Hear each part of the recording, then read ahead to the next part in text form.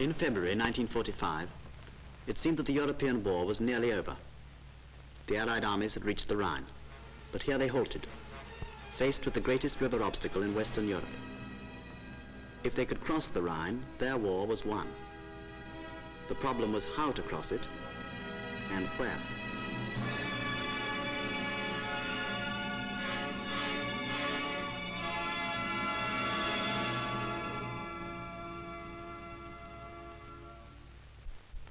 Since Arnhem, the Anglo-American staffs had revised their plans for the final battle of the West.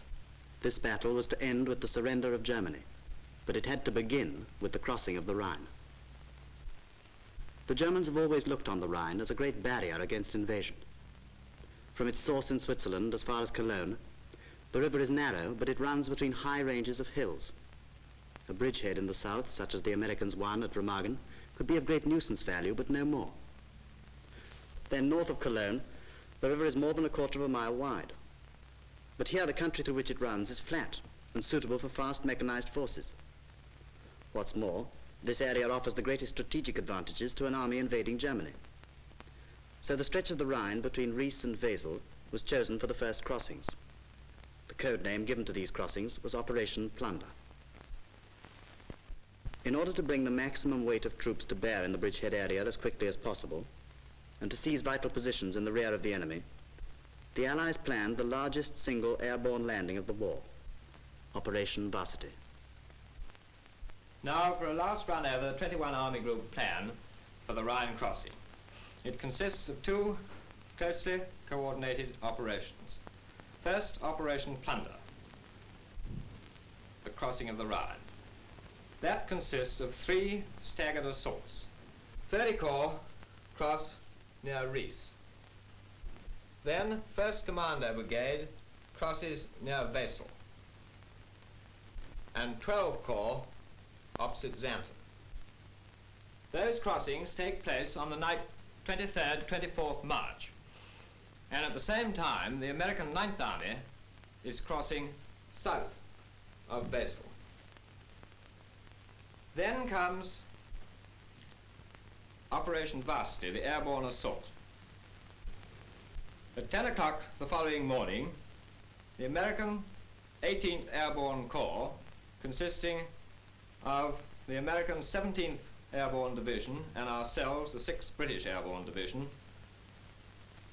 arrive on the enemy gun area, which, if you look at it on the model, is this area here behind the woods, with the object of disrupting the enemy defenses and capturing the crossings over the River Issel.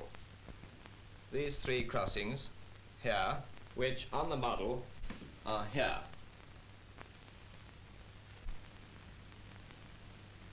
Now, you'll appreciate that we are coming in slap on top of the enemy defenses.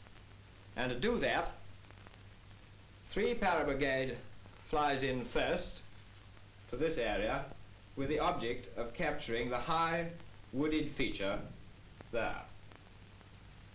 Then 5 Para Brigade come in onto this area in order to protect the whole divisional area from the north. And then last, 6 Air Landing Brigade in their gliders by battalions to capture those crossings over the Issel and the village of Hammerkeln. To ensure the success of the operation, all the forces involved had to undergo training beforehand. The vital importance of accuracy on the intended drop necessitated a short refresher course on parachuting technique.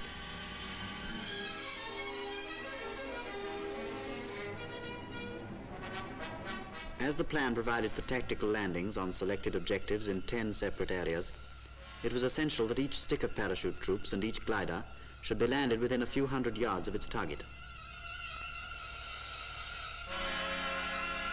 The glider pilot regiment, which had suffered heavy losses at Arnhem, was reinforced with RAF pilots. Each had to learn not only how to fly a glider, but also how to fight as a soldier.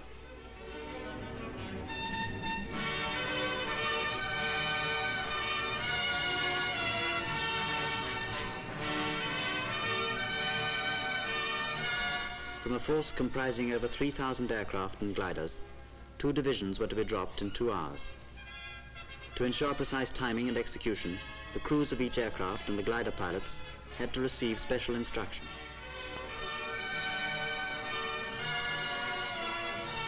After the completion of preliminary training, a combined exercise was carried out to ensure the proper coordination of all the forces engaged.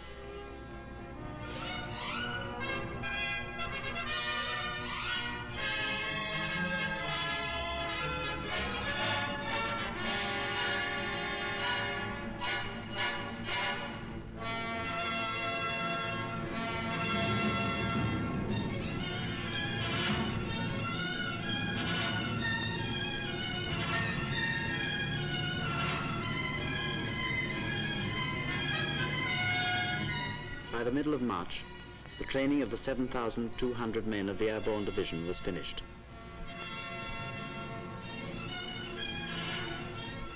Their battle equipment included 115 motorcycles, 250 jeeps and trailers, 66 field and anti-tank guns, 3 tanks, and even 2 bulldozers.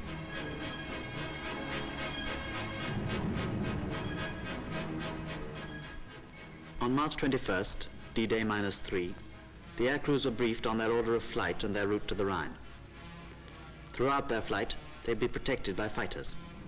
And on their arrival, they'd find the German airfields and flak positions had been attacked in advance by heavy bombers and by the 2nd Tactical Air Force. From 11 airfields in Britain, the RAF and US Army Air Corps were to carry the 6th British Airborne Division. The 17th US Airborne Division was to take off from 15 airfields in France and join the British component over the small Belgian town of Wavre, codenamed Marfac on the map.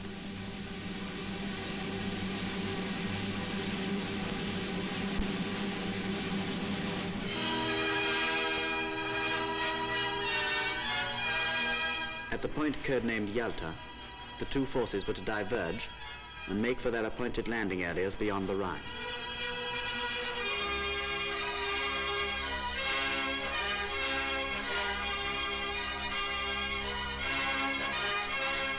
This then was the plan for Operation Varsity.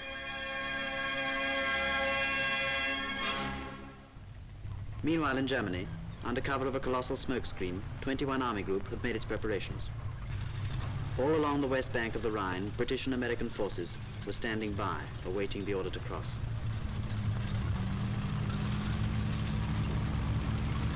Beyond the Rhine, the attacks on the German Air Force were still going on.